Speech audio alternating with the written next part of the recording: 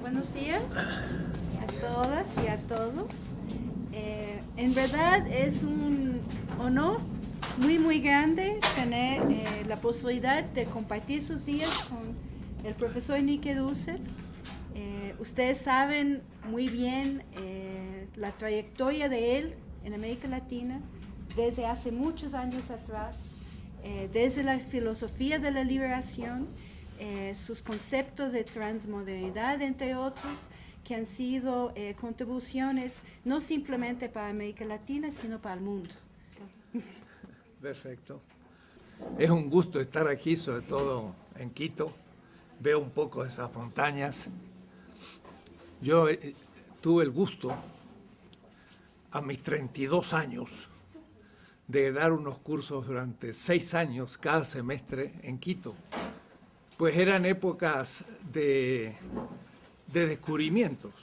Yo venía justo de 10 años de estudiar en Europa y al llegar a una pequeña universidad al norte de Argentina, Resistencia, que de paso el nombre es un tanto problemático, era la resistencia contra los indígenas, ¿no? Pues me llegó una carta de Quito y me dicen, ¿no te parece venir a dar un curso de historia aquí en Quito? Así que estaba aterrizando de Europa y fue para mí una experiencia única porque tenía unos 100 estudiantes de gente que hacía como un reciclaje.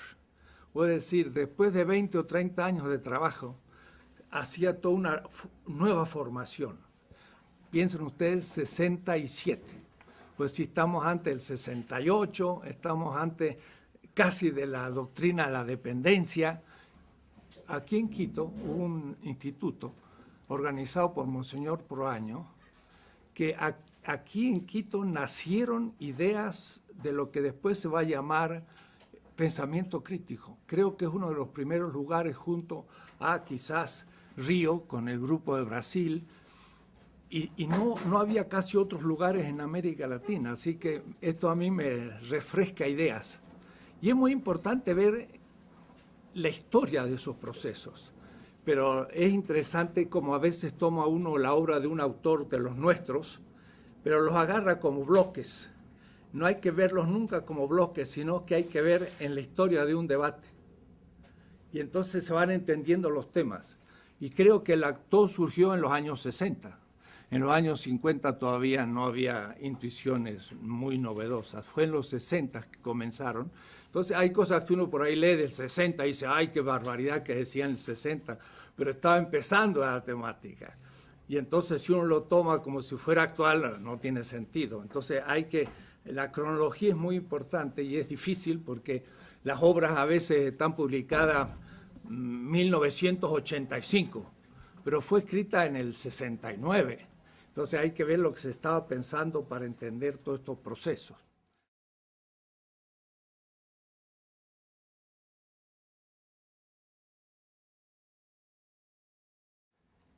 Tres días me han dado, 3 mañanas, pequeñas exposiciones y después debates. He organizado la cosa un poco así. Voy a volver a empezar por la historia. Sobre todo que si se habla de lo intercultural, no se tiene muchas veces clara idea del contenido de las grandes culturas que se han dado. Que no quiero que me la tomen sustancialmente para que digan, sustancialista. Creen que la cultura egipcia es una sustancia. No, no, cada una de las culturas incluye muchísimas culturas, pero son ellas mismas culturas ya que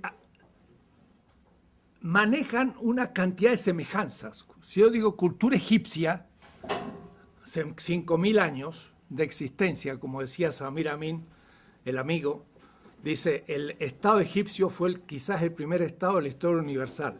Estado, el egipcio, hace 5.000 años. Claro, hay otros que creen que el Estado empieza con la burguesía. Bueno, el Estado burgués empieza con la burguesía, pero no el Estado como Estado. Pero el Egipto es ya ella misma una cultura de muchísimas culturas. Y no tendría yo miedo de llamarle cultura universal, en el sentido de un cierto universo local, regional. Entonces, hablamos a veces de interculturalidad, pero no tenemos un bosquejo primero. ¿Cuáles han sido las grandes culturas? Después hay muchas otras, casi como especies. Y como especies animales están desapareciendo ante nuestros ojos, decimos, se desaparecen tantas especies de insectos por día, que son miles. Pues también están desapareciendo culturas todos los días, pequeñas. En la India, en los tribes, hay muchos tipos de culturas. Pero a mí me va a gustar hablar de las grandes, no porque sean las más importantes ni las únicas, pero para tener una idea. Mucho lo que hemos hecho ha sido una crítica a Hegel. Ya Leopoldo Sea empezó a hacerla, yo mismo empecé también allá. En el 66 tengo un curso, América Latina en la historia, no se escandalicen, en la historia universal. Digo porque algunos dirán, ¿qué es eso de universal? Ya podemos después discutir. Pero en el año 66, pues no estaba mal. Es mi primer curso universitario. Y el problema era que la visión que tenemos de la historia de las culturas, cuando hablamos de interculturalidad, es completamente eurocéntrico el esquema de exposición. Entonces, hay que destruir aún el esquema de exposición de la historia, que no voy a llamar universal, sino mundial. Y no tengo miedo a hablar de mundialidad, no soy posmoderno. Soy anti-posmoderno, desde ya nomás, porque para mí la posmodernidad es una crítica interna todavía de Europa, no es una crítica externa de Europa. Ya después explicaré todo esto. Entonces, yo no le tengo miedo a los pequeños fragmentos, pero cuando Rigoberta Menchú dice, me llamo Rigoberta Menchú y así me nació la conciencia, es un gran discurso, no es un pequeño discurso. Y es un discurso épico, o es decir, originante de un gran discurso. Entonces, yo no estoy en contra de los grandes discursos cuando los dicen los oprimidos y los excluidos, que son los únicos que tienen derecho a hacer grandes discursos. Entonces, Hegel, no porque sí, escribió la primera visión realmente, porque Montesquieu, Voltaire y todos los franceses, l'esprit de loi, fueron las primeras historias mundiales.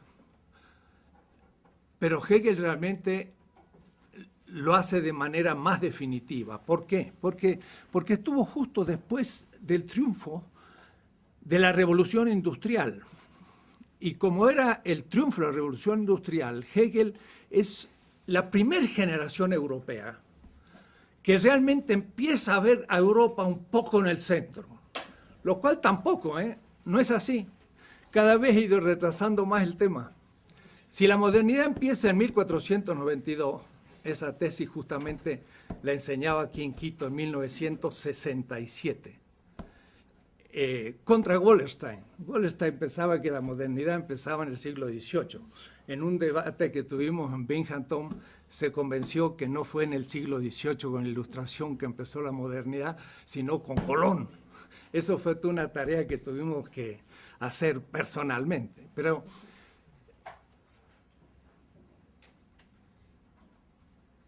yo pensaba que la modernidad empezaba hace 500 años y con ello la centralidad de Europa.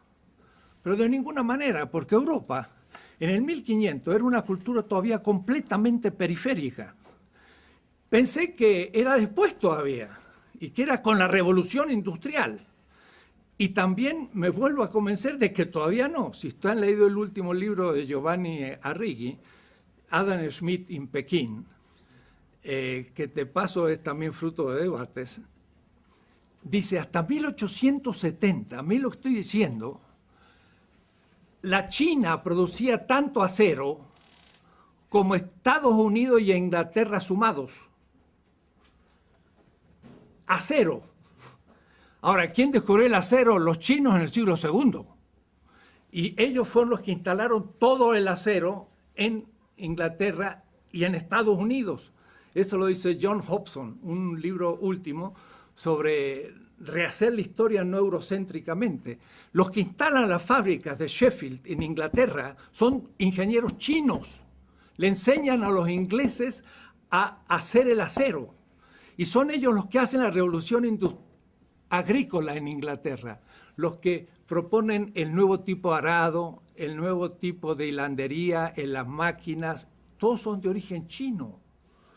Los chinos habían descubierto el papel en el siglo VI, habían descubierto la imprenta en el VIII, imprimían papel moneda en el IX. Y un legado chino llegó en las manos de Eugenio IV a Florencia en 1434. Era una colección de libros impresos sobre tecnología militar, tecnología agrícola, astronomía. Leonardo da Vinci lo único que hizo fue copiar libros chinos. El Renacimiento fue originado en China, el italiano. Entonces, cada vez voy postergando más la centralidad de Europa. Europa comienza a ser central en la historia mundial hace 140 años. Primero eran 500, después eran 200 y ahora ya son 140 nomás. Antes que eso, no fue centro.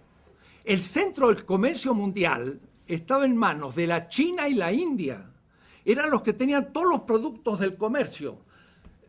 Tenían la seda, que es lo que se usaba para vestirse, toda la aristocracia del mundo, hasta los grandes líderes bantúes compraban seda china, qué decir los obispos europeos y latinoamericanos, y la corona inglesa compraba seda china, tomaban té con la china, es decir, con la porcelana, hasta 1880.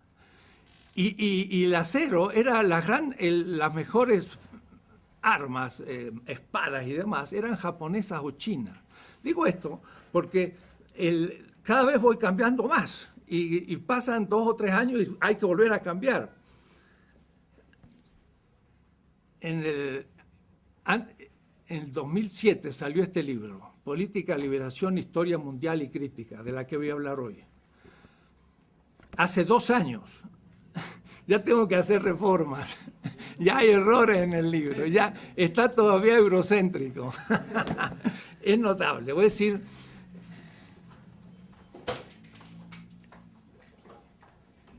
si yo preguntara lo siguiente, ¿quién estudió la historia mundial no con el esquema edad antigua, edad medieval y edad moderna? ¿Quién estudió en otro esquema? Esta pregunta la he hecho en 30 universidades alemanas, Marburg, Berlín, Jena, dando conferencias. Lo he dicho en Delhi, lo he hecho en Manila, lo he hecho en todos los lugares latinoamericanos y nadie me ha levantado la mano. En Kenia, ninguno me levantó la mano. Y si yo les dijera que decir que la historia mundial es la antigüedad, la Edad Media y moderna, es una, lo voy a decir fuerte, estúpida ideología del romanticismo alemán del fin del siglo XVIII, que nunca la humanidad pensó en tal tontera, y si lo seguimos repitiendo, eso es eurocentrismo. Le quiero hacer otra historia, completamente distinta. La Edad Antigua no existe. Me acuerdo un curso que yo daba en la India, en Madurai, y le decía, ¿qué es la Edad Antigua? Entonces decía, sí, bueno, es la edad de los griegos y los romanos. Pero si ustedes hacen un mapa, ¿dónde queda Grecia y Roma? Entonces vamos a hacer el mapa porque hay que verlo en el espacio. Entonces Europa es esto, este es el Mediterráneo, rápido hecho. Esto es el África, la India, el sudeste asiático, más o menos es así. América aquí está todavía al oeste. ¿Por qué? Porque América fue el extremo oriente del extremo oriente.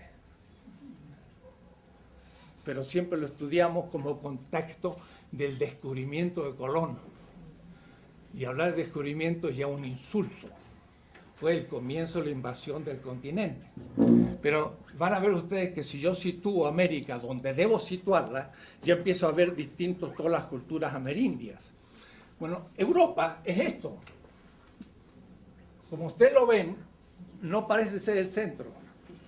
Y además es muy pequeña. Entonces, el señor Hegel dice que el Mediterráneo es el centro de la historia universal. No puede serlo. Tiene que ser o el mar de la India o el Pacífico, pero no puede ser el Mediterráneo. El Mediterráneo es un marcito pequeño que fue no más que el centro de una cierta cultura. Entonces ustedes ven la antigüedad. Entonces yo estaba en Madurai y les decía, a ver, los griegos llegaron, sí, la verdad que con Alejandro llegaron casi hasta la India, ¿no? Que sería hoy Pakistán, pero después tuvieron que retroceder, aunque los seleucidas quedaron durante unos siglos, pero también retrocedieron después porque al fin en la propia Mesopotamia ya no fue griega, sino que fue de nuevo sasánida y se le fue de las manos. Es decir, que a lo más que llegó los griegos fue hasta aquí y luego el Imperio Romano. Para Hegel la China es como la infancia de la humanidad y el espíritu en su libertad de la China pasa a la India, a los medos y a los persas y luego los griegos y luego los romanos. Pero realmente los que son la culminación de la antigüedad son los romanos. Después viene la Edad Media. ¿Media de qué? La media entre la modernidad y la antigüedad, así que en realidad no tiene ningún sentido, está en la mitad. El feudalismo. Y hasta el marxista, yo conozco bien a Marx, tengo 4 tomos sobre Marx, se hablaba del feudalismo y el modo asiático, que era un modo feudal. El feudalismo solo existió en Europa y en ninguna parte más del mundo. No hubo feudalismo ni en la China, ni en la India, ni en América, ni en ningún lado. Solo en Europa, feudalismo.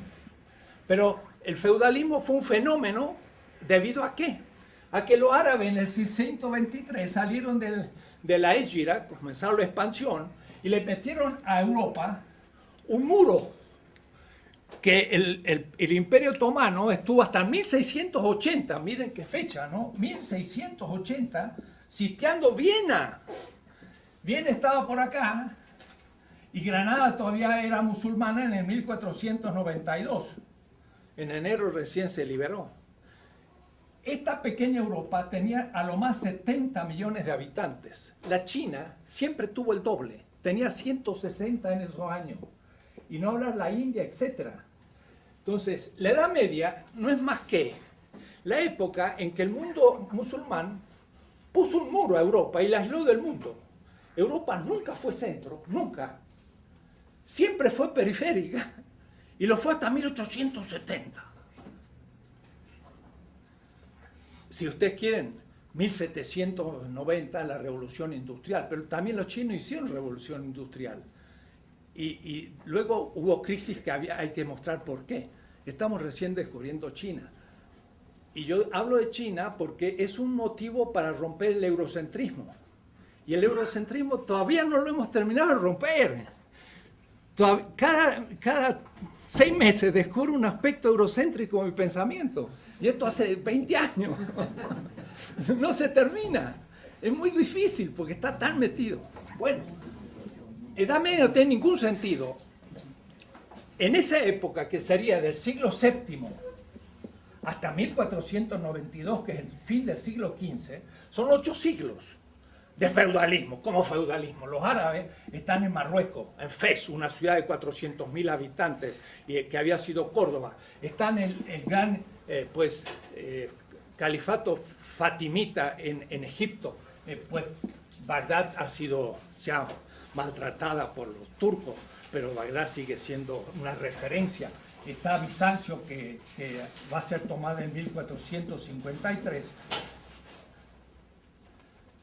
Los griegos van a pasar a Italia. Qué extraño, 1456 Ficino comienza la traducción de Platón del griego al latín.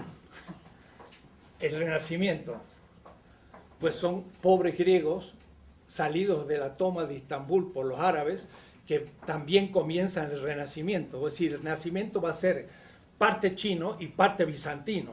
Los italianos, poco que agregan. Es decir, tampoco la Europa Latina hizo tanto que digamos. Pero después tenemos que entonces ver toda la región de los árabes en Afganistán, Delhi, que va a ser musulmana, y después todo Indochina, hasta más. Mindanao es musulmana en el 1492. Quiere decir que, miren, los árabes en la Edad Media tienen una cultura universal o mundial que va del Atlántico hasta el Pacífico y no tiene nada que ver con el feudalismo. Son una cultura urbana y mercantil. No hay nada de señores feudales ni nada, y eso es la Edad Media. No tiene sentido. ¿Se dan cuenta? No más que para decir rápido cómo hay que empezar a rehacer toda la historia de las culturas de otra manera, para entonces tener una imagen actual desde otro horizonte. Es lo que quiero hacer en unos minutos. En unos minutos. Es decir, quiero darle otra idea de la historia mundial, de las grandes culturas, para ver dónde estamos parados. No había pensado hacerlo, pero dije, sería bueno para entender un poco, cuando hablamos diálogo intercultural, el gran diálogo intercultural va a ser con la China, con la India, con las culturas bantúes, las americanas, amerindias, y después la moderna europea y algunas otras, son las grandes. Ahora después, cada una de estas tiene una cantidad interna, porque si hablamos del Incario, pues tenemos los quechos, los aymara y cientos de culturas internas, pero sin embargo fueron de alguna manera unificadas y podemos tener ciertas semejanzas que nos permiten ver diferencias con otras culturas. Hay que debatirlo. ¿Cómo podría ser yo para tener otra visión de la historia mundial que no fuera esta? Yo la voy a dividir en 4 grandes etapas. No nada que ver con la antigüedad, la Edad Media, la Edad Moderna y la contemporánea, nada que ver, sino pensar las cosas de otra manera. Esto lo he explicado en muchas partes, hasta en la India. Y me acuerdo uno que me decía, ahora entiendo la historia de la India. Eso me dijo un joven en un curso, porque él también estudiaba la historia eurocéntrica, entonces no entendía ni la historia de la India. Dice Hegel, la historia va del este hacia el oeste y Europa es el centro y el fin. Der Zentrum und der Ziel der Weltgeschichte. Es el centro y el fin de la historia universal. El este está acá y el oeste está acá. Y la historia va del este hacia el oeste. Por eso que en esa visión, América, que está acá, pues viene después. Y por eso que en general en los estudios de historia que hacemos, estuve en Bolivia y les propuse hacer un nuevo texto para las escuelas y empezar todo de nuevo, porque en Bolivia hay que hacerlo de nuevo, porque ellos tienen una gran cultura y ustedes aquí también. Quito es justamente la segunda capital, según nos decían Guayasamín, del Incario, y tiene mucho sentido. El que se coloque América del otro lado del Atlántico, aquí, al oeste de Europa, es porque el Atlántico fue descubierto en el 1492. Pero había sido el Pacífico el centro de todas nuestras grandes culturas. Van a ver ustedes enseguida. La historia del Neolítico es justo al revés de lo que dice Hegel. El Neolítico, ¿se acuerdan? Era la revolución urbana. La revolución urbana supone dos revoluciones. La agrícola, porque entonces en vez de tener que estar buscando el alimento en cualquier parte, pues junto los mejores vegetales y en un lugar racionalizadamente tengo alimento. Decía Aristóteles, la ciudad surge cuando hay alimento, agricultura. Pero después el segundo, el pastoreo. En vez de estar cazando los animales, agarro los más grandes, gordos, la vaca, tan fea, pero bueno, simpática, pero gordísima. Y ahora pura vaca nomás, y los leones, y las gacelas, y todos los hermosos animales van al zoológico, porque no nos sirven en el sentido no ecológico de la palabra. Agarramos los que más nos sirvieron y eso lo reprodujimos en el pastoreo, y los otros los fuimos matando, y ahora hay que las especies se están terminando, pero la especie de vaca no se termina, porque esa no sirve, ¿no? La aprovechamos. Entonces, gracias al pastoreo y a la agricultura, dos instituciones, surge la ciudad. Entonces, las ciudades son los que crean la complejidad de clases sociales, y empieza la dominación de clases, y ahí tenemos la producción de las grandes culturas. Sahagún llega a describir en el Imperio Azteca 360 oficios. En cambio, en un clan nómade, pues hay el cacique y 3 oficios, y todos aprenden los 3 oficios y con eso sabe todo lo que necesita. En el Imperio Azteca había 360 oficios. Había agricultores de distintos tipos, los que hacían los papiros no, los que hacían los grandes amates, los sabios, los sacerdotes, los militares, los comerciantes, 380, es una diversidad fenomenal. Entonces, la historia del Neolítico, ¿cómo empieza? Pues lo que sabemos hasta ahora, y podría cambiarse, sobre todo que siendo el ser humano originario del África, ciertamente, ahí debieron haber hace 40 y 50 y 60 mil años ya aldeas, pero no se han descubierto por ahora. El Homo sapiens tiene apenas 150 mil años, el Homo habilis 4 millones, ¿no? Entonces, de los 4 millones de los primeros seres humanos al Homo sapiens son de 4.000 a 150, ¿no? Debió haber otras culturas antes, pero de todas maneras, por ahora, la que nos recuerda la arqueología nos dice que al sur de Turquía tenemos ciudades ya con culto al toro y todo hace 7.000 años antes de la era común. Es decir, hace 9.000 años ya había ciudades. Pero estas se van corriendo hacia el sur, y justamente al sur de la Mesopotamia, donde fue la guerra de Kuwait. Kuwait es justo la desembocadura del Éufrates y el Tigris, y ahí fueron la confederación más antigua que conocemos de ciudades. En esa guerra última, miren qué notable, Irak hoy destruida por los bárbaros del siglo XXI. Va a pasar la historia el señor Bush. Antilas no se le va a comparar. Una cosa horrible lo que ha hecho. Ha destruido a Bagdad, la ciudad más sagrada de la historia casi mundial. Fundada en el 700, tomada por los turcos en el 1200, 500 años, van a ver ustedes, centro de todas estas culturas comunicadas, mucho más importantes que Roma o que Londres o que Berlín, y la han hecho picadillo. Me encontraba el otro día con una judía y le digo, ¿de dónde viene usted? De Bagdad. Ah, de Bagdad. Pero de Bagdad, de Bagdad. Dice, de verdad. Dice, soy judía del siglo IV. Nosotros hicimos el Talmud y el Mishnah de Bagdad. Y ahora han destruido Bagdad. Nunca más va a resucitar esa ciudad. La han destruido completamente. Una familia que tenía 16 siglos de existencia está ahora nómade en Estados Unidos. Entonces, en esas regiones surgieron las primeras conexiones de las grandes culturas.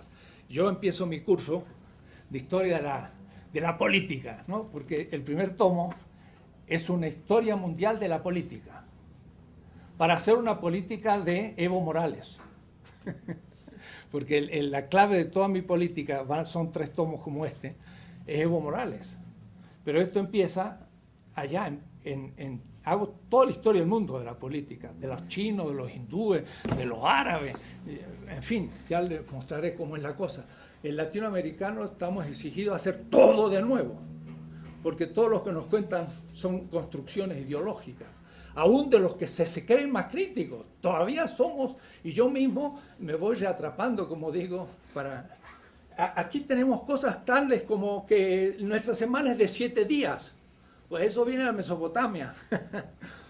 o tenemos códigos, pero en los códigos que tenemos derecho todavía se remontan a los grandes códigos del siglo del tercer milenio y sobre todo el de Hammurabi.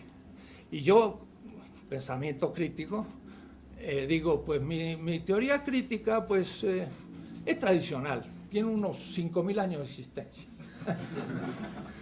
Hace 4.700 años, Hammurabi dice, he hecho justicia con la viuda, con el huérfano, con el pobre, con el extranjero. De ahí salió mi Ética de la Liberación de 1970-75. Ese texto me inspiró a escribir la Ética de la Liberación Latinoamericana en el año 75, porque nosotros hablábamos mucho de que había que comprometerse con el pobre, y eso lo había dicho Hammurabi. Ahora, lo interesante de esta ley es que no dice voy a hacer justicia con mi mujer, dentro del machismo, voy a hacer justicia con mi hijo, con el conciudadano y con el rico, sino que es el concepto ya de exterioridad. El orden tiene una ley, pero en la exterioridad de la ley está el que la ley no protege, pero sí la ley de Hammurabi y de la Mesopotamia. La viuda era la mujer del otro, y he hecho justicia con la mujer del otro. He hecho justicia con el hijo del otro. He hecho justicia con el que no tiene ni un buey, dice, porque hacer con el que tiene 10 bueyes, pues está fácil. Y hacer justicia con el extranjero. Miren, si los europeos ahora, los suizos, los franceses, imitaran a esta ley hecha 1700 años antes de Cristo, más 2000, son 3700 años. Le podemos decir a un europeo actual, alemán, sobre todo español, ¿por qué no leen textos de hace 3700 años y entienden lo que es el derecho? No este derecho burgués de la Revolución Francesa, sino un derecho mucho más antiguo y crítico. Hagan justicia con el extranjero.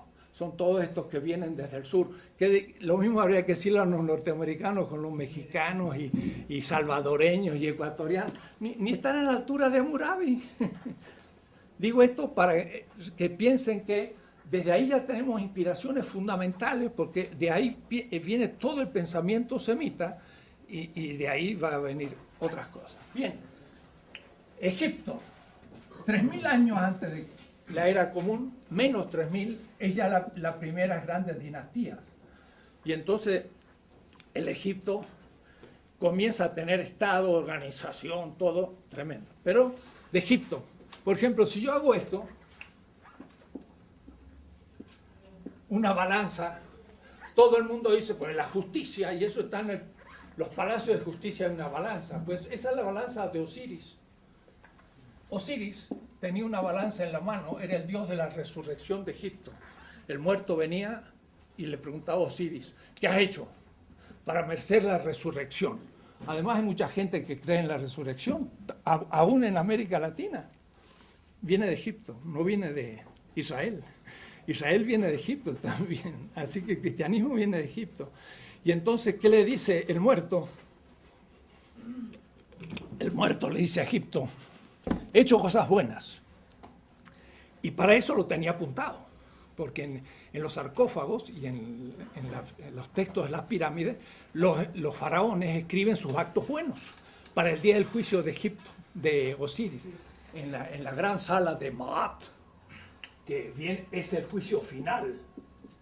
El juicio final tampoco es cristiano ni es semita, es egipcio, ¿no? Y entonces el muerto, en el capítulo 125 del libro de los muertos, que es en realidad el libro de la vida, porque es lo que escribían los muertos para no olvidar sus actos buenos cuando venía el juicio.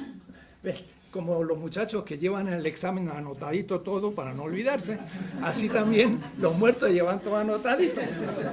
Y entonces miren en el capítulo 25, dice, ¿qué has hecho de bueno? Dice, he dado pan al hambriento, he dado de beber al sediento, he dado de vestir al desnudo y una barca al peregrino. Entonces, con su nombre y apellido, lo resucita.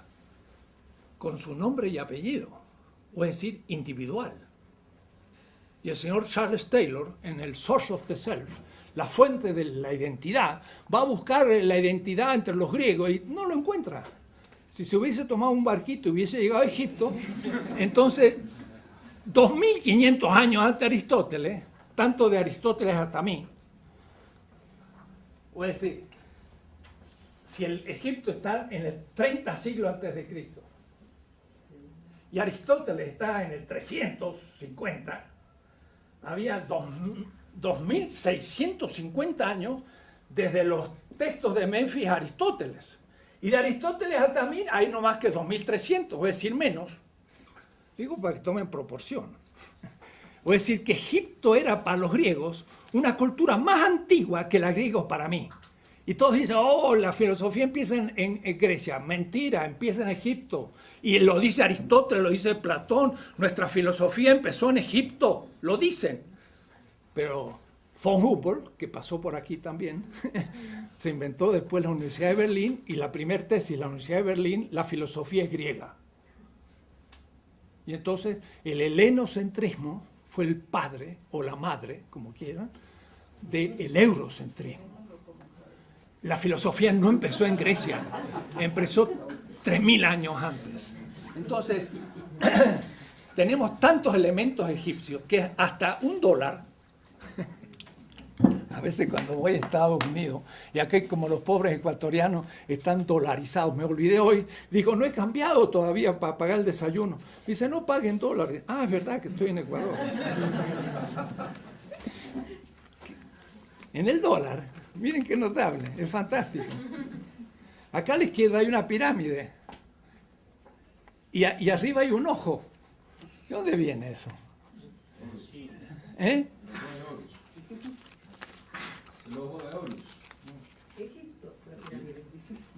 Los masones masón significa constructor de casas.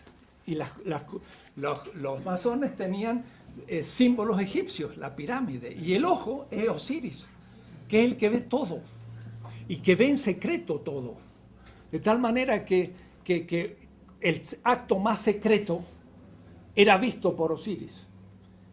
Es la conciencia ética que ya surge. Y además es verse en público en lo más privado. Es la intersubjetividad hecho ética. Es un mito tremendo, el de Osiris. Mucho más importante que el adámico y que el prometeico, que son sus hijos. Pues si estamos en la cultura madre de la cultura del Mediterráneo, Egipto. De ahí va a salir hacia los palestinos, y el hebreo es no más que un dialecto palestino. Mire, si uno le dice eso a los sionistas hoy en Israel. ¿Qué tanto hebreo? Si ustedes son un dialecto palestino. Tenía razón Arafat, que dijo, yo siempre he estado aquí, nunca me han expulsado. Es verdad. La expulsión de Israel nunca existió. Hicieron salir 200 o 300 gente de la élite, los romanos en el año 70, pero el pueblo judío se quedó en Israel. Los judíos de España fueron judíos convertidos bereberes que llegaron a España, nunca habían estado en Israel. Los judíos rusos no eran rusos ni habían estado en Israel, eran cazares que se convirtieron al judaísmo y entraron en Rusia. De tal manera que el argumento sionista de que hay que volver a la tierra, pues nadie había salido y todos los que volvieron nunca habían estado.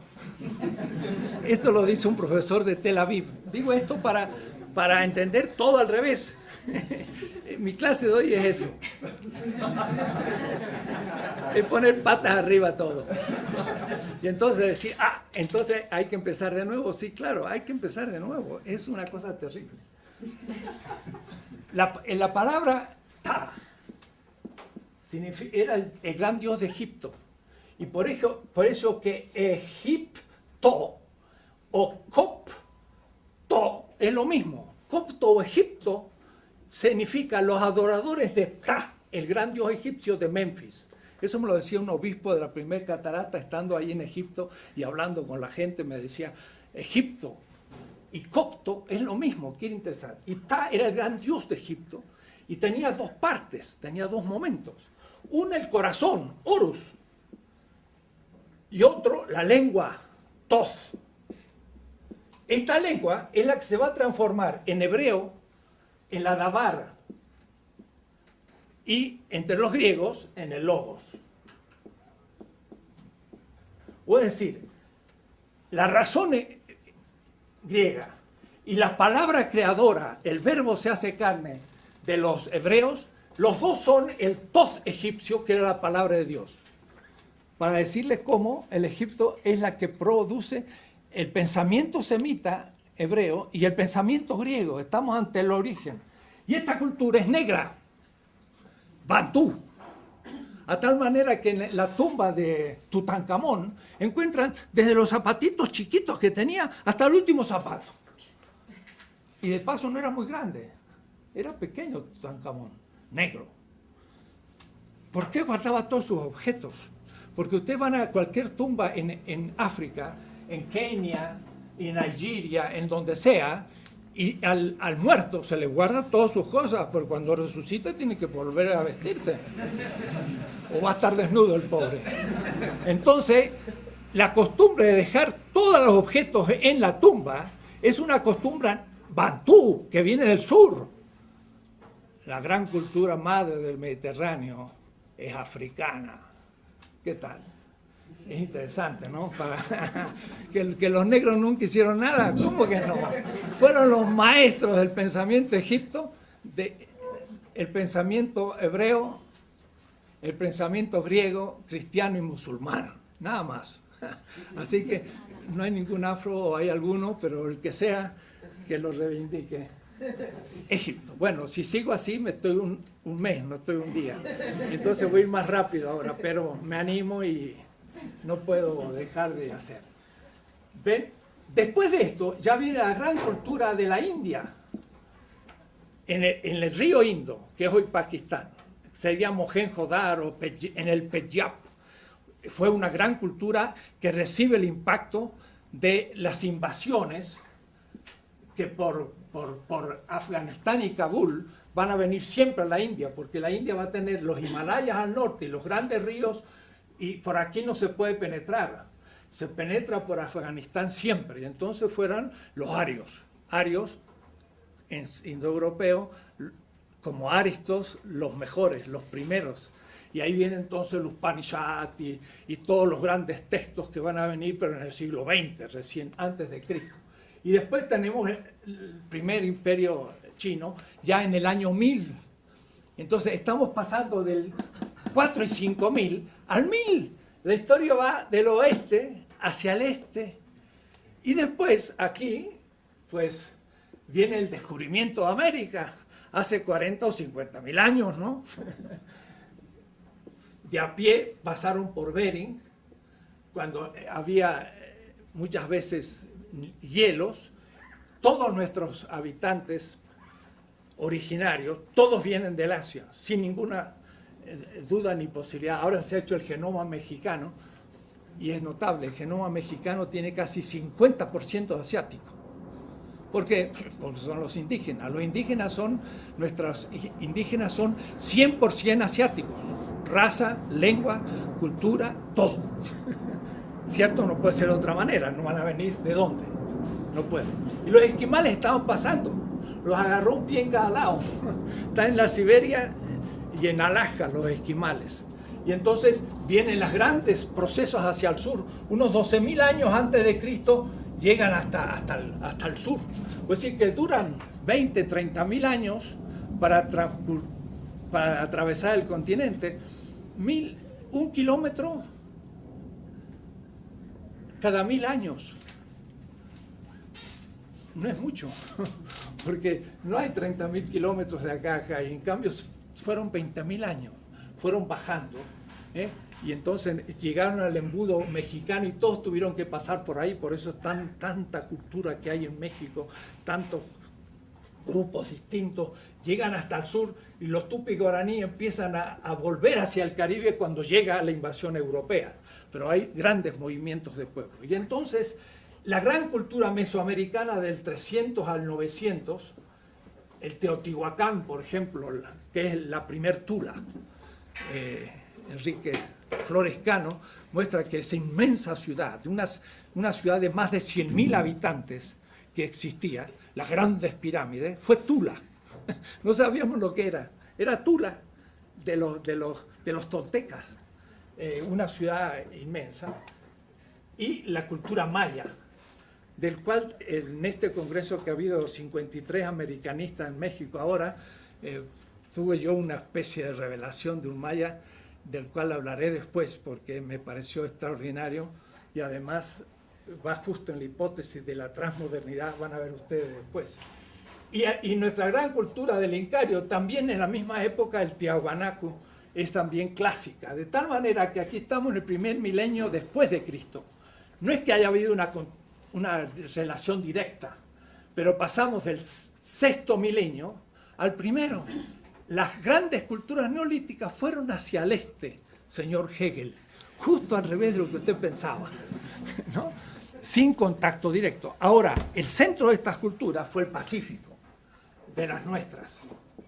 Y para un ejemplo pequeño, los mapuches de Chile, a su cacique le llamaban el toqui. Caupolicán fue un toqui. Y este era elegido para luchar contra los enemigos, por ejemplo, contra los españoles. Y por eso que los mapuches han resistido y resistido toda la época colonial y casi hasta hoy. Pues en la isla Samoa y luego en Australia y sobre todo en Nueva Zelanda están los pueblos Moari o Maoris. En Nueva Zelanda, en Auckland, estaba y fue a un museo. Y entonces en el museo había una piedra, que era la forma que lo agarraba el cacique Maori. Y se llamaba Toki. Era la misma piedra de los mapuches, con la misma forma y la misma manera de elección al jefe guerrero. Es decir, que desde Nueva Zelanda, Samoa y Chile, esto todo era una sola cultura polinésica. Era el centro de nuestras grandes culturas. Cientos de expediciones polinésicas llegan al continente americano y por eso que las islas están también habitadas. En México, la gran piedra del sol, que tiene las 4 edades de la humanidad de todas nuestras culturas, que fueron 5, los mayas, los aztecas, los incas y hasta los onas, hablan de las 5 edades del mundo. El quinto sol es Huitzilopochtli y está sacando la lengua. Y este es el saludo polinésico en todas las culturas polinésicas. ¿Quién hubiera dicho Huitzilopochtli con un gesto polinésico? Entonces, esto por decirle que realmente las culturas daban al Pacífico y la Polinesia era el origen. El Atlántico era tierra de nadie y por eso que eran tierras más primitivas. Esto sería el primer curso que habría que dar a nuestra gente para que sepan de dónde vienen los amerindios. El extremo oriente del extremo oriente. En todo. Un compañero Puna de Panamá que estudiaba en Roma, me dice, yo iba a las fiestas de Indonesia. Y entonces había un gran festín en la fiesta de Indonesia de la Libertad y había un buen banquete. Y como yo era estudiante, me decía, pues venía bien una buena comida. Y entonces yo entraba, dice, a la embajada de Indonesia. De Indonesia, ¿no? Está por acá. China, Indonesia, acá. Dice, entraba ahí y nadie me preguntaba, era un indonesio y era un puna, 100%. Realmente los gestos, la manera, la raza de un indonesio y un puna son idénticos. Vienen del mismo lugar. No hay lugar. Entonces, esta es la primera etapa. Esto yo le llamo el gran camino de las culturas hacia el este.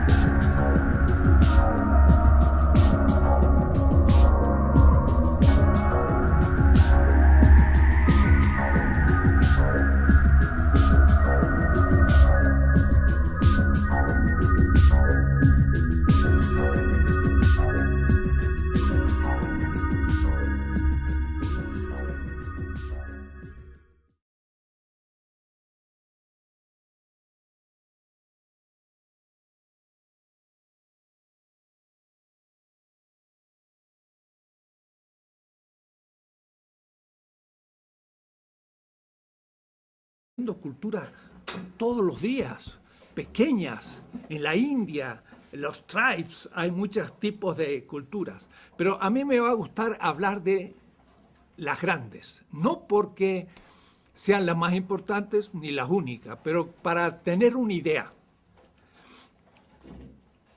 Mucho de lo que hemos hecho ha sido una crítica a Hegel. Ya Leopoldo Sea empezó a hacerla, yo mismo empecé también allá. En el 66 tengo un curso, América Latina en la historia, no se escandalicen, en la historia universal. Digo porque algunos dirán, ¿qué es eso de universal? Ya podemos después discutir. Pero en el año 66, pues no estaba mal. Es mi primer curso universitario. Y el problema era que la visión que tenemos de la historia de las culturas, cuando hablamos de interculturalidad, es completamente eurocéntrico el esquema de exposición. Entonces, hay que destruir aún el esquema de exposición de la historia, que no voy a llamar universal, sino mundial. Y no tengo miedo a hablar de mundialidad, no soy posmoderno. Soy anti-posmoderno, desde ya nomás. Porque para mí la posmodernidad es una crítica interna todavía de Europa, no es una crítica externa de Europa. Ya después explicaré todo esto. Entonces, yo no le tengo miedo a los pequeños fragmentos, pero cuando Rigoberta Menchú dice, me llamo Rigoberta Menchú y así me nació la conciencia, es un gran... Ustedes saben muy bien la trayectoria de él en América Latina, desde hace muchos años atrás, desde la filosofía de la liberación, sus conceptos de transmodernidad, entre otros, que han sido contribuciones no simplemente para América Latina, sino para el mundo. Perfecto. Es un gusto estar aquí, sobre todo en Quito. Veo un poco de esas montañas. Yo tuve el gusto, a mis 32 años, de dar unos cursos durante 6 años cada semestre en Quito. Pues eran épocas de descubrimientos. Yo venía justo de 10 años de estudiar en Europa y al llegar a una pequeña universidad al norte de Argentina, Resistencia, que de paso el nombre es un tanto problemático, era la resistencia contra los indígenas, ¿no? Pues me llegó una carta de Quito y me dicen, ¿no te parece venir a dar un curso de historia aquí en Quito? Así que estaba aterrizando de Europa y fue para mí una experiencia única porque tenía unos 100 estudiantes de gente que hacía como un reciclaje. Es decir, después de 20 o 30 años de trabajo, hacía toda una nueva formación. Piensen ustedes, 67. Pues si estamos ante el 68, estamos ante casi de la doctrina de la dependencia. Aquí en Quito hubo un instituto organizado por Monseñor Proaño, que aquí en Quito nacieron ideas de lo que después se va a llamar pensamiento crítico. Creo que es uno de los primeros lugares junto a quizás Río con el grupo de Brasil, y no había casi otros lugares en América Latina, así que esto a mí me refresca ideas. Y es muy importante ver la historia de esos procesos, pero es interesante como a veces toma uno la obra de un autor de los nuestros, pero los agarra como bloques. No hay que verlos nunca como bloques, sino que hay que ver en la historia de un debate. Y entonces se van entendiendo los temas. Y creo que todo surgió en los años 60. En los años 50 todavía no había intuiciones muy novedosas. Fue en los 60 que comenzaron. Entonces hay cosas que uno por ahí lee del 60 y dice, ¡ay, qué barbaridad que decía en el 60! Pero estaba empezando la temática. Y entonces si uno lo toma como si fuera actual, no tiene sentido. Entonces la cronología es muy importante y es difícil porque las obras a veces están publicadas en 1985, pero fue escrita en el 69. Entonces hay que ver lo que se estaba pensando para entender todos estos procesos.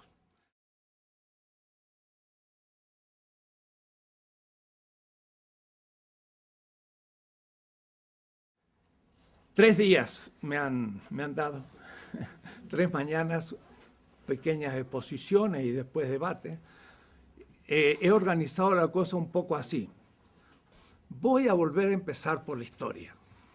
Sobre todo que si se habla de lo intercultural, no se tiene muchas veces clara idea del contenido de las grandes culturas que se han dado. Que no quiero que me la tomen sustancialmente para que digan, sustancialista. Creen que la cultura egipcia es una sustancia. No, cada una de las culturas incluye muchísimas culturas, pero son ellas mismas culturas ya que manejan una cantidad de semejanzas. Si yo digo cultura egipcia, 5.000 años de existencia, como decía Samir Amin, el amigo, dice, el Estado egipcio fue quizás el primer Estado de la historia universal. Estado, el egipcio, hace 5.000 años. Claro, hay otros que creen que el Estado empieza con la burguesía. Bueno, el Estado burgués empieza con la burguesía, pero no el Estado como Estado.